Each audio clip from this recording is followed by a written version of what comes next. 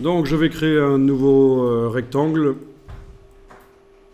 Les arrondis peuvent se mettre sur n'importe quelle forme d'ailleurs, hein, sur des étoiles, ça peut se mettre sur des formes, une forme de gazelle, n'importe quoi, on peut mettre des arrondis.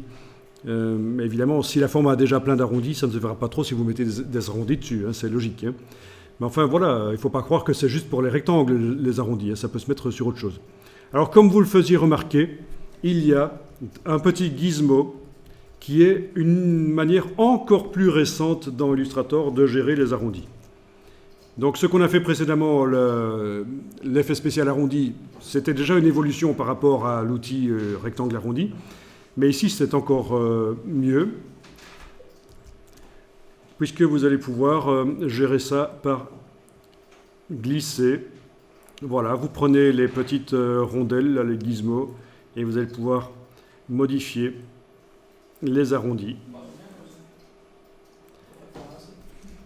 Alors parfois, quand vous avez des formes complexes, ces petites rondelles qui apparaissent, il y en a plein. Vous avez une forme complexe, il peut y avoir une centaine de rondelles sur tout l'objet, ça c'est gênant.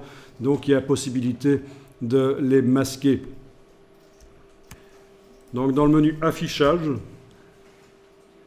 si vous demandez widget masquer l'angle, vous ne voyez plus ces petites rondelles. Elles ne sont pas très gênantes sur un rectangle, mais je vous garantis que sur une forme complexe, ça devient un sapin de Noël. Hein. Donc voilà.